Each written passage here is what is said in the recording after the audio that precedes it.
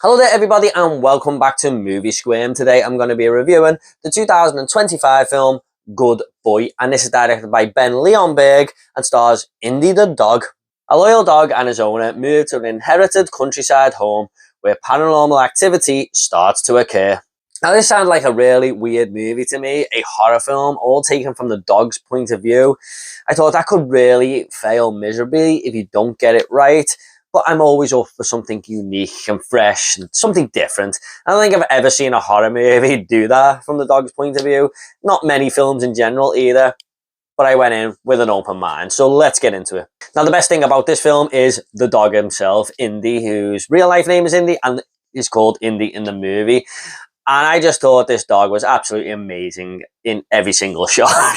Now, the facial expressions they seem to get out this dog, I swear he was looking concerned at times, even scared at times, just by his eye movements and everything. I kind of don't know how they got the dog to do that. I imagine it took many, many shots, because I imagine directing this film will be an absolute nightmare. But, man, one of the best performances of the year has actually come from a dog here.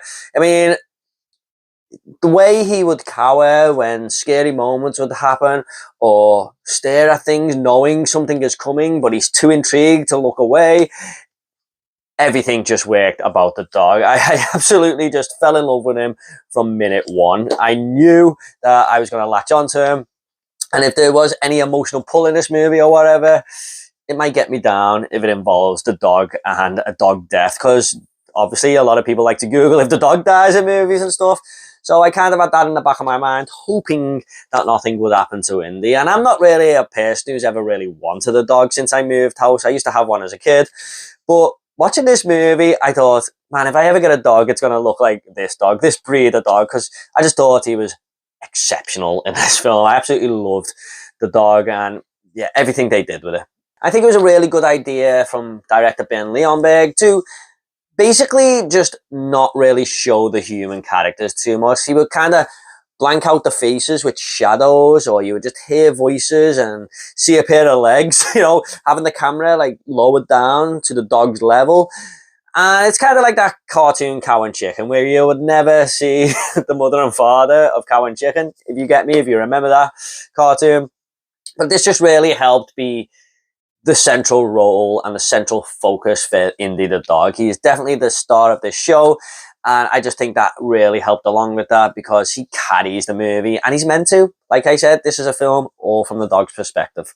Now, I thought this was a really cool concept. I can't speak too much about spoilers here, but what it's going for really worked by telling the story through horror imagery and even the odd jump scare in there. There's one scene where I really jumped out my seat, but it's not really about the jump scares and here and there. There's a more layered story going on here, that the horror is an important factor, but it uses it a lot to get its point across. And I think it worked really well when it got to the end. And, you can see why all this horror imagery is used in there to get the movie's point across. And I really like how it also played on dog's senses. There's a certain point in the movie where the main character's, well, not the main character, but the dog owner's sister came in and says, that dog can really sense things, reels off a few things, and you're like, oh yeah, I like how the movie is sort of incorporating the dog's senses as an important factor here to sort of reveal the end and play on the story along with the horror imagery and stuff. That really worked well. Like I said, I can't get into too many spoilers, but when you get to the end of the film, and you think about it, you're like, oh yeah, they've done that really well there. And, dog senses are an important part of a dog's life, I suppose. So I really like how they intertwine that to make it all come together. And this movie really does flip the whole dog owner or dog lover side of things onto the dog very well. Now, what I mean by that is, as dog owners or dog lovers, you just look at the dog and stroke it here and there, speak to it, stupidly or whatever. But the dog you don't ever really know what the dog's thinking or what's going through its mind. And I really like how the movie flipped that to sort of the dog seeing the dog owner as the person who takes care of it, or the sole purpose in its entire life, and how that works through the dog's eyes. So again, incorporating all that very well into the story. What they did with the dog, it's what a dog's perspective movie should be. However, guys, this movie didn't really work for me on a lot of other things as well. And what I mean by that is the movie just has Indy a lot of the time, even though it's great to always look at this cute little thing walking into rooms a lot and just staring at things and being worried here and there. And it's all great because of the way they get the dog to do that. But after a while, it does kind of wear thin. And you're like, okay, I'm just watching this dog kind of walk around this haunted house now. So it does come a little bit repetitive here and there. Now at 73 minutes, I think the movie was definitely doing the right thing with the runtime, but even then it does start to become a little bit stale halfway through and we're a little bit thin. I also feel the movie is very predictable, and what I mean by that is it plays its cards very early on, and I thought, okay, this is going to happen, this is what this is going to mean, and it did. That's exactly how the movie played out. And I'm not one who's good at guessing things or anything. I don't really know if it was going for the whole reveal and it wanted you to know that early on, because not every movie has to go for a reveal, but I kind of got the inkling that it did. And yeah, I just knew exactly where this movie was going after about 20 minutes. I mean, even when characters say certain things in the movie, it hints heavily towards what it's doing.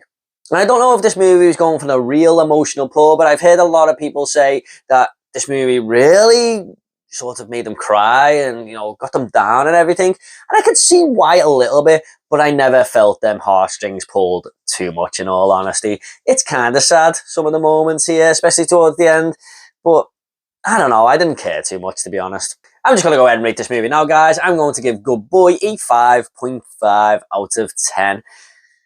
Yeah, I went into this very skeptical, and it worked in a lot of parts and didn't work in a lot of other parts. So yeah, it's kind of an average score there. I would probably watch it again, and maybe I'll get a bit more likability out of it next time.